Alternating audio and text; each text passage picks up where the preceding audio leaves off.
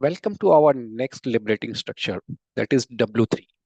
What, so what, now what? Start with the purpose. The purpose of this liberating structure is to look back on the progress we have made so far, having a shared understanding on whatever has been done so far, and decide on what adjustment do we need to make to align with our long-term objective. As a part of this structure, the first step we do is to get all the data in observation, right? So that everyone has a shared understanding. This helps in getting in a better clarity among the participant to avoid any ambiguity, to have everyone maybe a common experience or interpretation of the facts, right? Everyone is on the same page and they are moving along.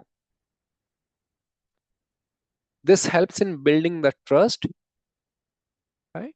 And it creates a team bonding also. And also this eliminates the tendency where people jump too prematurely towards action without understanding the problem.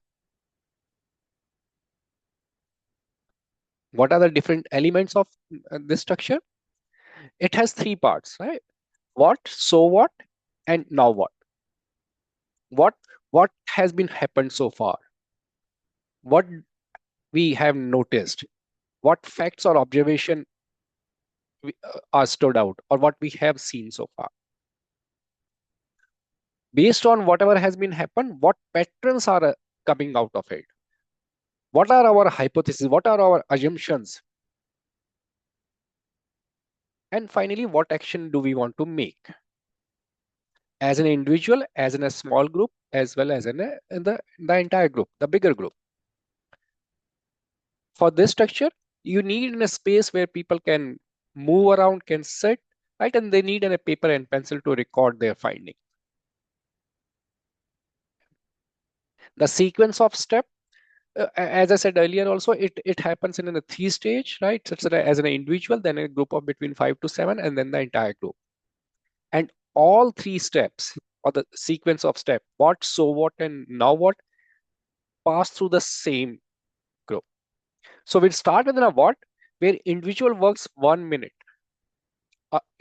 alone on noting down what their observations are, what has been happened so far, right? And then in a group of 5 to 7, within a 2 to 7 minutes, right, they consolidate whatever uh, they have noticed so far, and then within a larger group.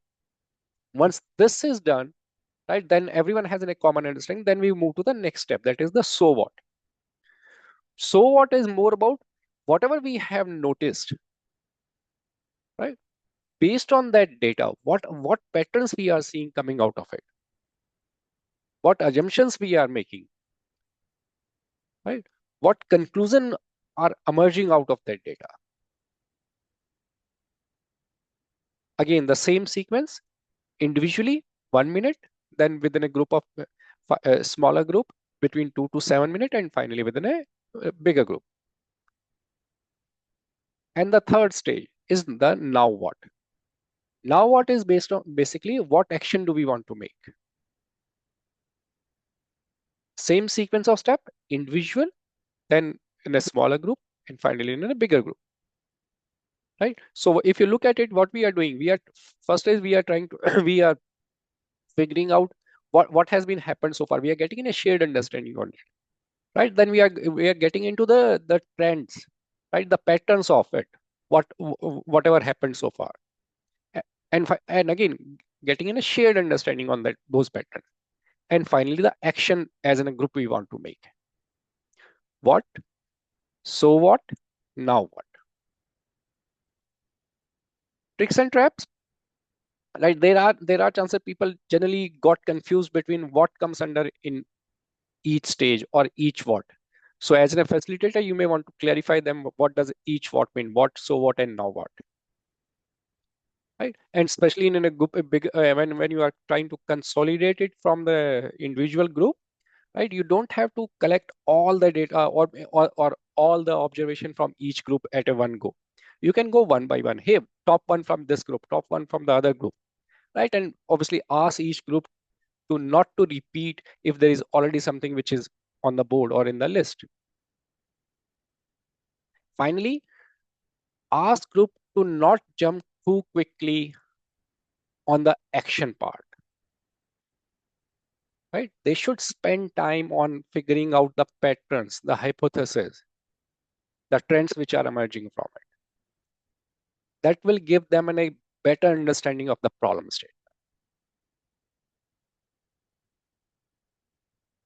Examples, for example, in a Scrum team, the structure can be used for the sprint retrospective, right? As in a team, we can talk about, hey, what happened in this sprint, right?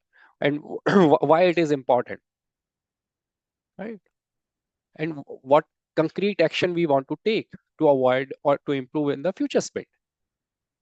If you're part of a product development organization, you may or may not be following Scrum, right? That's where you can talk, you can use this structure for after the post-launch analysis to help the team understand the user feedback and make decision for the upcoming iteration.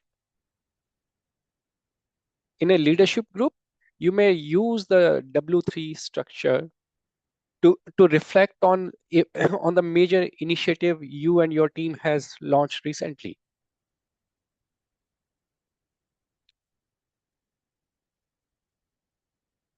All good? Great. And as you know, this is inspired from this book, as well as there is a website named liberatingstructure.com. If you want to read more about the structure, you can find all those details there. About AgileWoW, so we offer different training course for Scrum Master, product owners, leadership. Right? If you are interested, just get in touch with us. We have other services also where we offer delivering or supporting teams and delivering their product within a month or less.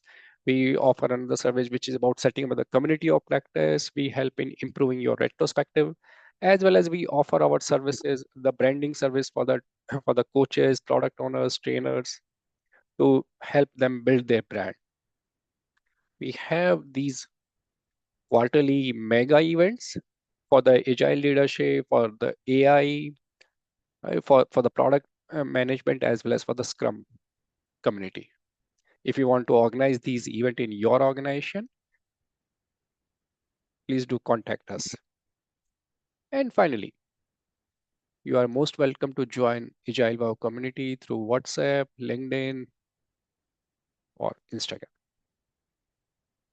Thanks, and let's wait for the next debating structure.